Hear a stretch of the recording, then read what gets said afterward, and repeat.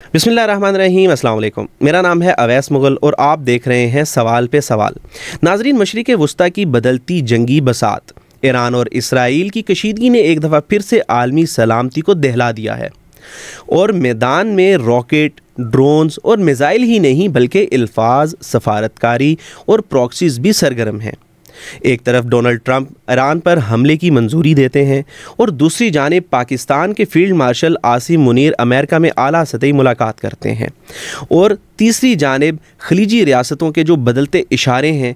इससे क्या लगता है कि ये जो तमाम तर सूरत हाल है ये सिर्फ ख़बरों का शोर है या एक बहुत बड़ी जंग की आहट? आज के पॉडकास्ट में हम सिर्फ सवाल नहीं उठाएंगे बल्कि एक तारीख़ और हक़ाइक़ और इन हवालों का तज्ज़िया भी करेंगे जो हम आज के पॉडकास्ट में शामिल करेंगे। इसी पर बात करने के लिए हमारे साथ मौजूद हैं नुमान अली हाशिम। अस्सलाम वालेकुम। वालेकुम अस्सलाम। कैसे हैं आप? अल्हम्दुलिल्लाह, आप सुनाए खैरियत से? अल्लाह का शुक्र। अच्छा, ईरान और इसराइल की जो जंग है उसकी बुनियादी वजह क्या है? क्या ये जंग अस्करी वजूहात की बिना पर लड़ी जा रही है या इसके पीछे नज़रियाती और जोग्राफियाई वजूहात भी शामिल हैं? बहुत शुक्रिया अवैस। इंतहाई हसास मौजू है। तारीख़ी पस मंज़र देखा जाए तो 1979 में जब ईरान में इनकलाब आया और एक रजीम का ख़ात्मा हुआ और इमाम ख़ुमैनी ने इक़्तिदार संभाला तो उसके बाद ईरान के साथ तकरीबन हर तरह की सफारतकारी ख़त्म कर दी गई और सेम जिस तरह पाकिस्तान का स्टांस है इसराइल को लेकर, ईरान ने भी वही स्टांस अपना लिया है कि हम इसराइल को रियासत तस्लीम ही नहीं करते। जी। ये एक मगरिब का नाजायज़ बच्चा है। और फिर इसके अंदर जो भी हालिया कशीदगी है इसके ऊपर भी बात करें तो सबसे पहली चीज़ जो ईरान की रजीम चेंज के बाद हुई वो है खित्ते के अंदर प्रॉक्सीज़। फ़लस्तीन के जो लिए लड़ने वाली तहरीकें हैं, मज़हमती तहरीकें हैं, उन प्रॉक्सीज़ के ईरान ने खुलकर हमायत की है। इसराइल पर ने जो फ़लस्तीन पर मज़ालिम डाए हैं, पूरी दुनिया बल्कि मुसलमान ममालिक स्पेशली लिबरल दुनिया भी इसराइली मज़ालिम पे जो है ना वो बात करती है, तनकीद करती रहती है। लेकिन जो पाकिस्तान ने और ईरान ने स्टांस लिया इस हवाले से वो काफ़ी सख्त था। लेकिन पाकिस्तान बहरकैफ एक इखलाकी और सफारती मदद का ख़्वाह है और शुरू से इस बात का हामी रहा है कि हम फ़लस्तीन की जो तहरीक है उसकी हम इखलाकी और सफारती मदद जारी रखेंगे। लेकिन ईरान है वो थोड़ा बढ़ के आगे आया। उसने क्या किया, उसने हमास की और हिज़्बुल्लाह को बैक किया प्रॉपर। इवन कि ये प्रॉक्सीज़ लॉन्च करने में, हिज़्बुल्लाह जैसी प्रॉक्सीज़ लॉन्च करने में ईरान का बड़ा किरदार रहा और इस बात पे इसराइल बड़ा नाला भी था ईरान से। तो एक तो फैक्टर था ये कि ईरान पर पाबंदियां भी लगती रही। ईरान की जो टसल है बुनियादी जो भी जारी है उसमें एक फैक्टर तो ये है कि फ़लस्तीन की हिमायत और सिर्फ सफारती हिमायत नहीं बल्कि हमास और हिज़्बुल्लाह जैसी तहरीकों के ज़रिए प्रॉक्सीज़ भी चलाना। दूसरा इसमें फैक्टर बड़ा अहम है, वो है कि जो हालिया रजीम है इसके ऊपर सवालात हैं कि जो पहले वाली रजीम थी, जो ईरान की हालिया रजीम है, जो ईरान की हालिया रजीम है जिसमें आयतुल्लाह ख़ामेनी साहब की जो रजीम है, इस रजीम के ने जो ईरान के ख़िलाफ़ एक सख्त तरीन मौक़िफ़ इख्तियार किया हुआ है। इसके बरक्स जो पहली रजीम थी वो बाकी अरब स्प्रिंग की तरह जिस तरह इसराइल नॉर्मलाइजेशन की बातें हो रही हैं तो ये नॉर्मलाइजेशन उस पहले रजीम में मौजूद थी। लेकिन आयतुल्लाह ख़ामेनी का तो बड़ा सख्त स्टांस है इसराइल को लेकर। तो इसराइल का इस वक्त कोशिश यही है कि इस खित्ते के अंदर इंसर्जेंसी कायम करके यहाँ की लोकल गवर्नमेंट को डिस्टेबलाइज़ किया जाए, यहाँ के अंदर बगावत पैदा की जाए और उस बगावत के नतीजे में दोबारा से वो पुरानी रजीम जो रज़ा शाह पहलवी की रजीम थी उसको दोबारा से इक़्तिदार दिया जाए ताकि इसराइल नॉर्मलाइजेशन की बातें इस खित्ते में भी हों। एक तो फैक्टर ये भी है। अब एक और फैक्टर जिसके ऊपर बात होती है और जो बुनियादी वजह बना है इस तनाज़े की है वो है एटमी फैक्टर कि जो ईरान जौहरी ताकत हासिल करने के दर पे है और ईरान का जौहरी प्रोग्राम सबसे बड़ा ख़तरा है इसराइल के लिए। पूरी दुनिया में बातें होती रही, एक महीना पहले तक वो मुज़ाकरात भी चलते रहे, बातचीत और ख़त व किताबत जारी थी अमेरिका के साथ ईरान की। फिर अचानक से जब ऐसा लगने लगा था कि अब मुज़ाकरात हो जाएंगे तो रातों रात इसराइल हमला कर दिया इसराइल ने और सारी चीज़ें जो है ना वो मुज़ाकरात पीछे रह गए और एक प्रॉपर जंग शुरू हो गई। اس سارے سینیریو کے اندر ایک چیز بڑی اہم ہے، وہ یہ ہے کہ یہ جو ایٹمی پروگرام ہے ایران کا، یہ اس رجیم نے شروع ہی نہیں کیا.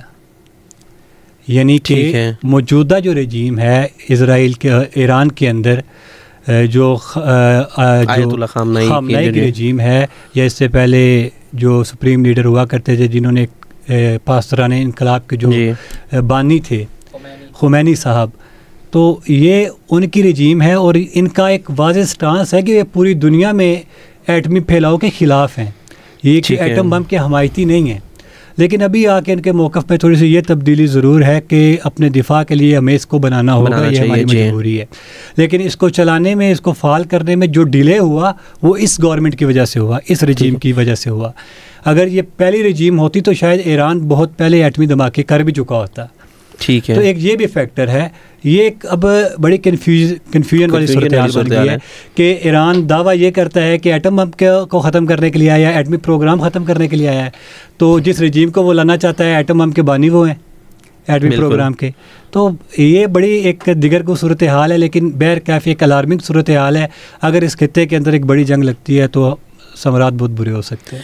اچھا، ایران نے اسرائیل کے خلاف جو آپریشن شروع کیا وعدہ صادق سوم کے نام سے، اس آپریشن میں جو میزائل، سجیل میزائل اور جو ڈرون ٹیکنالوجی استعمال ہوئی ہے، کیا وہ اس قابل ہیں کہ جو اسرائیل کا دفاعی نظام ہے آئرن ڈوم، اس کے لیے ایک چیلنج ثابت ہو سکیں، یا وہ جو ہے وہ اس کو ٹف ٹائم دے سکیں؟ کیا سمجھتے ہیں آپ؟ اچھا اویس بھائی، ایران کا دفاعی بجٹ نا پاکستان سے 4 گنا زیادہ ہے، اور اتنے بڑے دفاعی بجٹ کے رکھنے کا حق ادا کیا ہے حالیہ جوابی کارروائی میں ایران نے.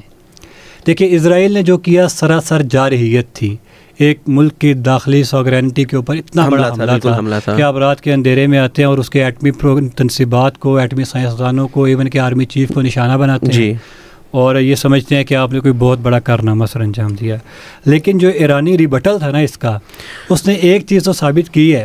جو اسرائیل کا حملہ تھا اس میں ایران کی یہ خامی تو سامنے آئی کہ وہ انٹیلیجنس کے حوالے سے کافی کمزور رہا. لیکن اس کا جو جوابی حملہ تھا نا، اس میں یہ چیز تو ثابت ہوئی کہ ایران کا جو دفاعی بجٹ ہے نا، اس نے جسٹیفائی کیا ہے. ایران کے جو سجیل میزائل ہیں 2200 کلومیٹر سے لے کر 2500 کلومیٹر تک ان کی رینج ہے. اچھا. اور ایک بڑی عجیب و غریب میں نے رپورٹ پڑھی کہ پہلے وہ عام میزائلوں کے ساتھ اٹیک کرتے ہیں، اور جب وہ آئرن ڈوم ان کا انگیج ہوتا ہے کہیں پہ، تو پھر اس کے بعد وہ سجیل میزائل اور جو ان کے جسے ہم آج ہائپر سونک میزائل کہتے ہیں، وہ اٹیک کرتا ہے اور بڑا کامیابی سے اٹیک کر رہا ہے. یہاں تک اٹیک ہوا ہے کہ ان کے اہم فوجی اڈے بھی انہوں نے تباہ کیے ہیں، اور ایران کا یہ دعویٰ بھی ہے کہ جو ان کا انٹیلیجنس ہیڈ کوارٹر ہے اس کے اوپر بھی انہوں نے اٹیک کیا ہے. بالکل. اور بھی بہت سے دفاعی اور جو ان کی توانائی کے منصوبے ہیں ان کے اوپر اٹیک کر کے ایران نے ایک اچھا خاصا ڈیمیج ضرور دیا ہے ان کو. تو یہ بات تو طے ہے کہ ایران نے جو اپنا اتنا دفاع پہ خرچ کیا وہ جسٹیفائی ہو رہا ہے کسی حد تک. بالکل. اچھا، یہ بتائیے گا کہ اسرائیل نے جو ایران پر حملہ کیا، شروعات کی، اور اس میں جو ہے وہ جوہری جو پروگرامز تھا، وہ اسرائیل کا یہ دعویٰ تھا کہ ہم نے اس کو ٹارگیٹ کیا، اور آرمی چیف کو بھی انہوں نے ٹارگیٹ کیا، اور جو دیگر انسانی نقصانات ہوئے ہیں وہاں پہ. تو آپ کیا سمجھتے ہیں اس کی کیا تفصیلات ہیں، اور اس کے ساتھ ساتھ عالمی جو رد عمل ہے وہ کیسا رہا ہے؟ ہیومن رائٹس واچ ایک انٹرنیشنل ادارہ ہے اور ہیومن رائٹ ایکٹیوسٹ اس کی رپورٹ یہ کہتی ہے کہ 634 افراد اب تک لقمہ اجل بن چکے ہیں اسرائیل کے حملے پہ، جو اسرائیل نے ایران پر حملہ کیا. ایران پر آج تک، کل کی تاریخ تک حملے کیے نا، 18 تاریخ تک، 18 جون تک جو حملے ہوئے ہیں اس میں 634 افراد جو ہے وہ لقمہ اجل بن چکے ہیں اور 1320 سے زائد افراد زخمی ہیں. یہ کب سے کب تک کی تفصیل ہے؟ 18 تاریخ جب سے یہ شروع ہوا، 5-6 دن سے، 5-7 دن کی یہ رپورٹ ہے. 7 دن کی جب سے اسرائیل نے پہلا حملہ کیا ایران پہ. اس کے اندر ایک تو یہ ہے کہ ان کے فوجی، ان کے ایٹمی سائنسدان اور ان کے جو بھی متعلقہ اہلکار ہیں جو حربی جن کے ساتھ ان کی تصل ہے، یا جو بڑے گرینڈ ٹارگیٹس ہیں ان کی ہم بات کریں وہ تو ہو سکتے ہیں. لیکن اس کے ساتھ ساتھ تقریباً 550 عام لوگ شہید کر دیے گئے ہیں، اور اس پورے 550 افراد کی شہادت پر کسی عالمی فورم پر کوئی آواز نہیں اٹھائی جا رہی. بدقسمتی سے کسی نے ان 550 قتلوں کی مذمت نہیں کی. یہ وہ رپورٹ ہے جو انٹرنیشنل رپورٹ ہے. بالکل. ایران کا دعویٰ یا ایران کی جو رپورٹ ہے وہ اس سے کم ہے. وہ 250 افراد کے شہید ہونے کی اطلاعات موجود ہے, لیکن عام طور پر انسانی نقصانات ہو رہے ہیں. تو یہ ایک افیکٹ ہے کہ اسرائیل چاہے وہ فلسطین کے اندر نقصانات کرے, ایران کے اندر کرے یا کسی اور ملک کے اندر کرے, اس کے اوپر عالمی دنیا پتہ نہیں کیوں گونگا شیطان بن کر بیٹھ جاتی ہے, اس کے اوپر بات نہیں کرتی. یہ بہرکیف ایک الارمنگ صورتحال ضرور ہے. اچھا, ایک تو یہ بتائیے گا, ایران اور اسرائیل کی کشیدگی ہے خطے میں, اسی دوران پاکستان کے جو فیلڈ مارشل ہیں عاصم منیر, ان کی امریکہ میں جو ہے اعلیٰ سطحی وفد سے ملاقات ہوتی ہے, ڈونلڈ ٹرمپ سے ان کی ملاقات ہوتی ہے. تو آپ کیا سمجھتے ہیں کہ اسرائیل اور ایران کے تنازع میں پاکستان کا کردار کیا ہونا چاہیے؟ کیا پاکستان کوئی بیک چینل پالیسی کے طور پہ تو نہیں کام کر رہا ہے, یا کیا سمجھتے ہیں آپ؟ میرا خیال ہے کہ اب بیک چینل پالیسی یا ڈپلومیسی کے نا وقت گزر چکے ہیں. ٹھیک ہے. ایک کلیئر سٹانس ہے پاکستان کا, وہ یہ ہے کہ پاکستان کبھی بھی خطے میں بد امنی نہیں چاہتا. یہ پہلے دن سے پاکستان کا سٹانس ہے, اور اس کروشل مومنٹ میں جب پاکستان اور ایران اور اسرائیل کا یہ تنازع چل رہا ہے, پاکستان کو بلایا جانا اور پھر 1-on-1 ملاقات ہونا, بالکل بہت سے پازیٹیو اور نیگیٹو سوالات اس پہ اٹھائے جا رہے ہیں. لیکن ایک بات تو تسلیم شدہ ہے کہ پاکستان اب ایسا ملک نہیں ہے جس سے آپ بار بار ڈو مور کا مطالبہ کریں. بالکل اسی طرح. اور پاکستان کی اس خطے میں ایک اسٹریٹجک ورتھ ہے, ایک طاقت ہے. ہم نے امریکی فرمائش پر سیز فائر کیا تھا انڈیا کے ساتھ حالیہ دنوں میں, تو امریکہ نے اس کو بھی سراہا ہے. اور یہ بات بھی تسلیم شدہ حقیقت ہے کہ پاکستان ایک ذمہ دار ریاست ہے, اور اس حوالے سے پاکستان کا کردار بہرکیف موجود ہے کہ پاکستان نے پچھلے 20-25 سال میں جو افغانستان کے محاذ پر ذمہ دارانہ کردار ادا کیا ہے, دہشت گردی کے خلاف ایک جنگ لڑی ہے, اور اس وجہ سے پاکستان کو اسٹریٹجک حوالے سے ایک اہمیت حاصل ہے. اور ڈیفینیٹلی اس کے اوپر بات بھی ہوئی ہوگی, یقینی بات ہے. جی بالکل. اور جو ابھی تک کی اطلاعات ہے اس کے مطابق یہی ہے کہ پاکستان نے امریکہ کو بھی اور ایران کو بھی, دونوں کے لیے یہ ایک موقف رکھا ہے کہ آپ بات چیت کا راستہ کھولیں, سفارت کاری کریں, آپ ایران کے اوپر چڑھائی کو جواز مت فراہم کریں, جو آپ پس پردہ جو اسرائیل کی حمایت ہے اس سے ہاتھ کو کھینچیں. بالکل ٹھیک ہے. اور یہ موقف تو بہرکیف پاکستان کا موجود ہے. پہلے دن سے آپ نے دیکھا کہ جب اسرائیل نے اٹیک کیا تو پاکستان نے پوری دنیا کے سامنے اس کی مذمت کی, اور ڈیفینیٹ پاکستان کا ایک ریاستی موقف ہے کہ ہم اسرائیل کو ریاستی تسلیم نہیں کرتے, ہم اس کو ایک ناجائز بچہ سمجھتے ہیں مغرب کا. تو پاکستان کا اس معاملے میں کردار بڑا اہم ہو سکتا ہے, اور اگر یقینی بات ہے کہ ہماری بات چیت تو اس معاملے میں ہوئی ہونی ہے آرمی چیف کی, اور اسٹریٹجی کے حوالے سے بڑا اہم ہے کہ اس خطے میں امن ہو. اگر امن نہیں ہوگا تو اس کے اثرات نہ صرف پاکستان بھگتے گا, بلکہ خلیجی ممالک سارے بھگتیں گے, سارے اس لپیٹ میں آئیں گے. اچھا, ڈونلڈ ٹرمپ جو ہے وہ پہلے ایران پر حملے کی منظوری دیتے ہیں اور پھر اس میں تاخیر کرتے ہیں. اس سے جو ہے 2 سوالات میرے ذہن میں آتے ہیں. پہلا یہ کہ کیا اس فیصلے سے امریکہ کے جو اندرونی معاملات ہیں, سیاسی معاملات کہہ لیں, انتخابی معاملات کہہ لیں, اس پر کیا اثر پڑے گا؟ اور دوسرا سوال جو اسی سے بنتا ہے وہ یہ کہ اگر امریکہ اس جنگ میں شامل ہوتا ہے تو کیا ایران جو ہے وہ بالکل اس کا نقشہ کھینچے گا جیسے امریکہ نے افغانستان میں جو ہے وہ جنگ کی اور آلموسٹ 20 سال تک وہ جاری رہی. تو آپ کیا دیکھتے ہیں کہ ایران کا بھی وہی حال ہوگا جو افغانستان کا ہوا اگر امریکہ اس میں شامل ہوتا ہے؟ تو بہت ہی اہم سوال ہے اور تھوڑا لمبا جواب ہو جائے گا اس کا. سب سے پہلے بات کر لیتے ہیں کہ جو امریکہ بیان دے رہا ہے, ایک طرف وہ اعلان کرتا ہے کہ ہم جنگ میں فریق بنیں گے, اور دوسری طرف وہ کہتا ہے ابھی ٹھہر جائیں, ٹھیک ہے, رکیں, صبر کریں. تو اس کی بنیادی وجہ لوگ یہ سمجھ رہے ہیں کہ شاید وہ ڈر رہا ہے ایران کے ان حملوں سے, یا وہ ویٹ کر رہا ہے کہ کب اسرائیل کولیپس کے قریب جائے اور ایک تگڑا جواز لے اور پھر ایک باضابطہ فوجی چڑھائی کرے. بالکل, یہ بھی ممکن ہے, ممکنات میں سے ہے کہ ایسا بھی ہو.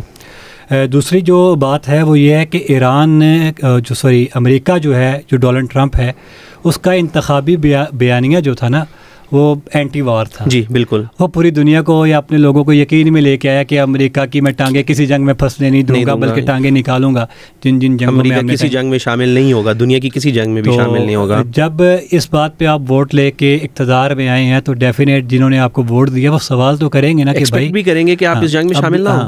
ابھی جب امریکہ یا ٹرمپ یہ بیان دیتے ہیں کہ ہم جنگ میں فریق بنیں گے اور براہ راست اٹیک کریں گے, فوجی چڑھائی کریں گے ایران کے اوپر, اگر ایران وداؤٹ اینی یعنی غیر مشروط قسم کی ایران جو ہے وہ سرنڈر کر دے, ایٹمی جو اس کے پروگرام ہے وہ امریکہ کے حوالے کر دے, اور پھر ہم جو ہے اس سے بات چیت کرتے ہیں, ادروائز جو ہم فوجی چڑھائی کریں گے اور بڑی فوجی چڑھائی کریں گے, جس طرح کی انہوں نے عراق پہ کی تھی, جس طرح کی انہوں نے ایران پہ ابھی افغانستان پہ کی انہوں نے.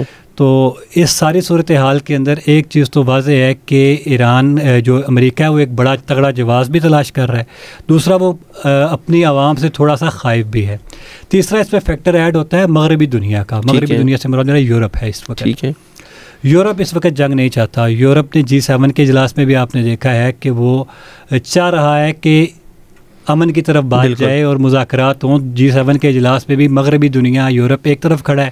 یورپی یونین کے جو ممالک ہیں, اسپیشلی آسٹریلیا, نیوزی لینڈ جیسے ممالک جو ہیں, وہ یہ چاہ رہے ہیں کہ آپ بات چیت سے اور امن سے معاملات کو حل کریں. لیکن اس کے برعکس جو امریکہ ہے وہ پیورلی جو ہے نا وہ اسرائیلی ایجنڈے کا ترجمان بن کے آیا ہے. اب یہ سرمایہ دارانہ نظام کا تحفظ ہے یا کچھ بھی ہے, یا اسرائیلی مفادات کا تحفظ ہے, آپ اسے کوئی بھی نام دیں, لیکن یہ ایک فیکٹ ہے کہ امریکہ یا صدر ٹرمپ اس وقت پھنسے ہوئی کنڈیشن کے اندر ہیں. ٹھیک ہے, ایک طرف تو وہ جس بنیاد پر وہ الیکشن جیت کے آئے ہیں وہ بیانیہ کمزور ہوتا ہے, اور دوسری طرف اسرائیل ناراض ہوتا ہے, اس کے ناراض ہوتے ہیں. بالکل. تو پریشانی کی ایک صورتحال ہے. جو اس میں آپ نے دوسرا سوال کیا تھا کہ حالات کیا ایران کے شامل ہوتا تو ایران کے حالات کیا عراق یا افغانستان جیسے ہو سکتے ہیں, تو اس پہ بھی ایک بڑی بحث ہے کہ جو ایٹمی حملے کیے گئے, جو ایٹمی الزامات لگائے جا رہے ہیں ایران کے اوپر کہ ایران کے پاس جوہری پروگرام ہے, اس کے اوپر بھی جو میں نے بھی آپ کو بات بتائی کہ غیر مشروط سرنڈر مانگ رہا ہے امریکہ ایران سے. تو کیا اس میں حقیقت ہے؟ ڈونلڈ ٹرمپ ابھی اعلان کرتے ہیں 2 دن پہلے کہ 2 دن کے اندر جو ہے نا وہ 2 ہفتوں کے اندر ایران ایٹمی حملے کر سکتا ہے. بالکل. لیکن اس کے برخلاف جو ہے نا جو امریکی سینٹ ہے اس پہ رپورٹ پیش ہو رہی ہے, مارک وارنر نے رپورٹ پیش کی ہے, ایک سینیٹر ہیں وہاں پہ, انہوں نے یہ کہا ہے کہ جو ایران ہے وہ ایٹمی حملے کرنے کا ارادہ ہی نہیں رکھتا مستقبل قریب کے اندر. اور DDI جو ہے تسلی گلوبراڈ ایک فرد ہے, انہوں نے بھی کہا ہے کہ 2003 سے اس پروگرام کو خامنئی نے معطل کر دیا ہوا ہے, اس ایٹامک پروگرام کو جو ایران میں چل رہا تھا معطل کر دیا ہوا ہے. ابھی ایران اس کے اوپر کرنٹلی ورکنگ نہیں کر رہا.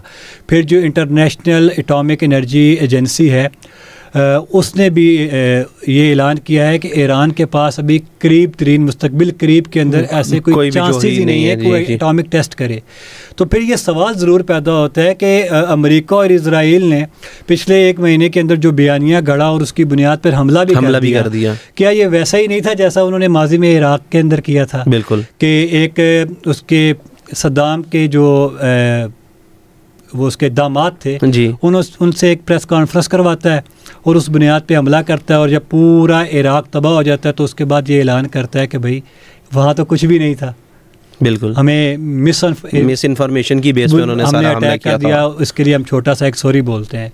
تو اگر اتنی زیادہ انٹیلیجنس رپورٹ اور آپ کے انٹرنیشنل اداروں کی رپورٹ, غیر جانبدار ادارے بلکہ آپ کے جانبدار ادارے, ایسا نہیں کہ وہ ایران کے جانبدار ہوں, ہاں وہ امریکہ کے جانبدار ہیں, جانبدار ادارے اگر یہ رپورٹ شیئر کر رہے ہیں کہ ایران کے پاس مستقبل قریب میں ایسا کوئی منصوبہ نہیں ہے کہ جس میں وہ جوہری حملے کرے گا, جوہری ٹیسٹ کرے گا, اور اگر وہ آج سے یہ فیصلہ کرتا ہے تو اس کے لیے بھی اسے کم از کم 3 سے 4 سال چاہیے. تو ایسی صورتحال میں آپ نے ایک ایسی صورتحال پیدا کی, پچھلے 1 مہینے میں بیانیہ بنایا اور حملہ کر دیا, حملہ کیا اور اتنے زیادہ لوگ مار دیے. اور اگر آپ یہ معاملہ شدت اختیار کرتا ہے تو اس شدت کا نتیجہ کیا نکلے گا کہ آپ براہ راست فوجی چڑھائی کریں گے, اور یہ براہ راست فوجی چڑھائی یہاں پہ نہیں رکے گی. پھر ان کا اگلا ٹارگٹ کیا ہو سکتا ہے؟ ڈیفینیٹ پاکستان کے اوپر بھی اثرات ہوں گے، مڈل ایسٹ کے اوپر بھی ہوں گے، یو اے ای کے اوپر بھی ہوں گے، سعودی عربیہ کے اوپر بھی ہوں گے. تو اسرائیل تو رکنے والا نہیں ہے ایران کے اندر. یہ ایک نظریاتی مسئلہ بھی ہے نا اسرائیل کا، تو وہ ایران تک رکے گا نہیں نا پھر. تو اس لیے میرے خیال سے یہ ایک پیورلی اس بنیاد کے اوپر آپریشن لانچ کیا گیا ہوا ہے کہ اس کو جو ہے نا ایک بڑی جنگ کی طرف لے کے جایا جائے اور ایران کو تباہ کیا جائے.